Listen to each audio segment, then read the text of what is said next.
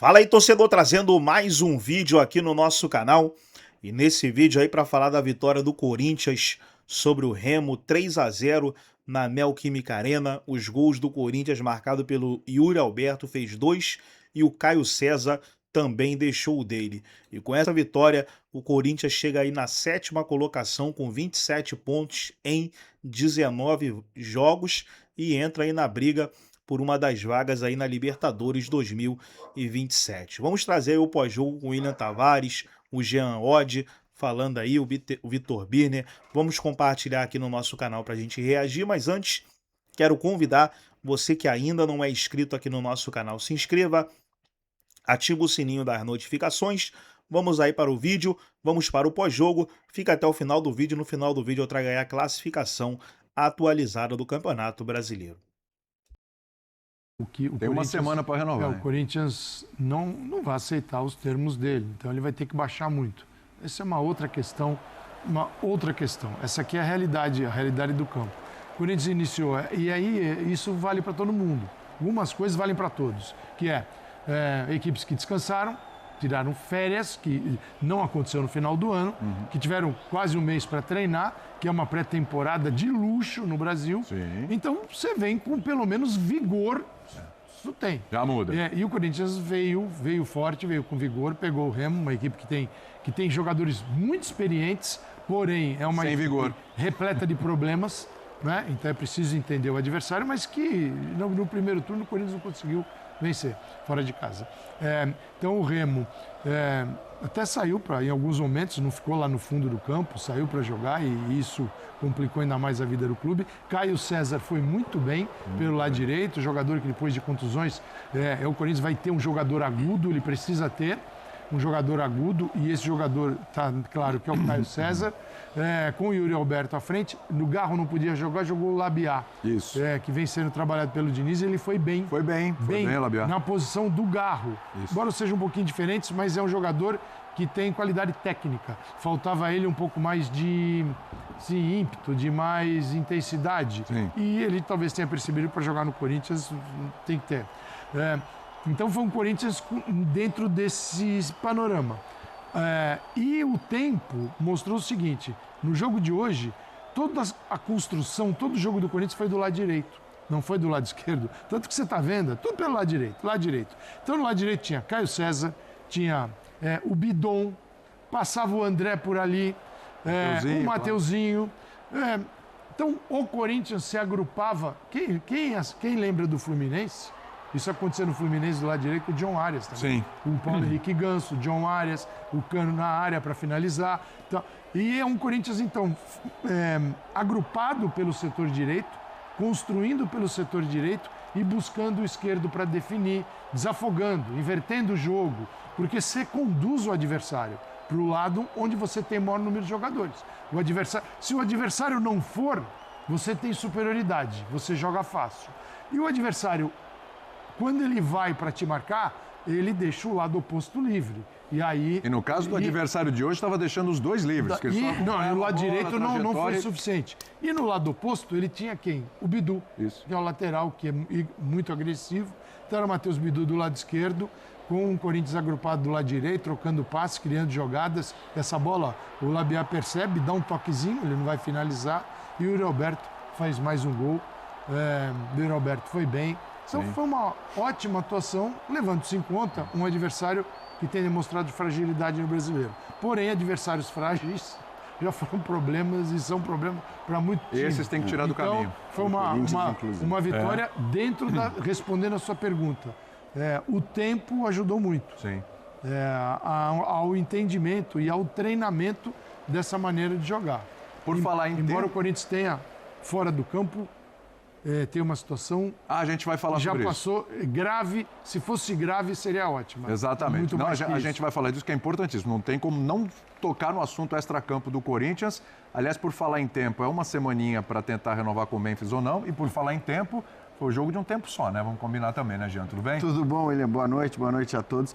Foi um jogo de um tempo só, mas que tempo do Corinthians, né? Eu acho que o Corinthians jogou muito bem. O Corinthians talvez tenha tido uma das suas vitórias mais tranquilas na temporada. Como o Calçade disse, o adversário é mais frágil.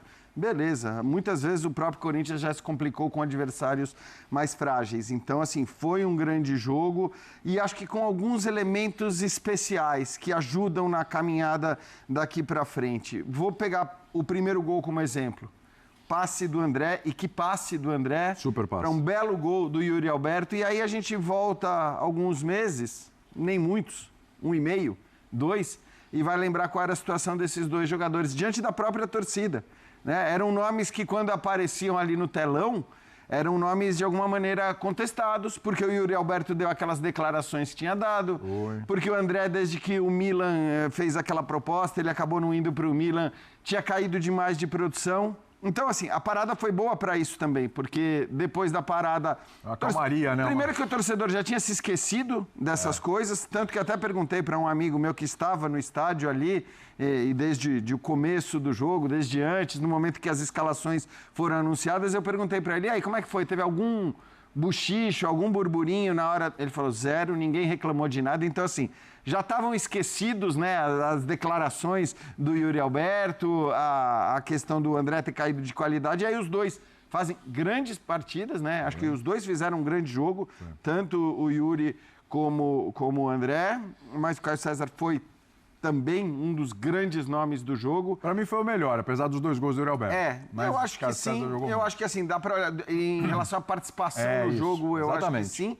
E aí isso tudo influencia também nessa polêmica ou nessa discussão sobre renovação ou não do Memphis. Porque a gente sabe que quando um jogador está ali forçando a mão, forçando a barra para renovar, quero isso, quero aquilo, tal, o clube muitas vezes vira mais refém do jogador se as coisas vão mal. Se o time não está jogando nada, se falta criatividade, se o time não consegue produzir. Então, ainda que eu acho que isso é uma parcela pequena, mas o Corinthians jogar hoje como jogou e produzir como produziu, inclusive, né, com um jogador que é, de alguma maneira, uma novidade aí, eu acho que é muito positivo também para o Corinthians dizer para o Memphis, eu consigo me virar aqui. Você quer que eu continue te pagando 2 milhões de reais por mês durante 3 anos e tal? Desculpa, um abraço, tchau. E, de fato, obviamente, é o que o Corinthians tem que fazer se esses forem os termos do Memphis, né? Acho que ainda tem o Garro para jogar também. Então, assim, é um o Corinthians... Ranieri, né, também, que se machucou, que não jogou. Então, assim, é um Corinthians que jogou bem, que ainda não tem algumas peças importantes e que, portanto, tá bom. Se quiser renovar com o Memphis, eu acho até discutível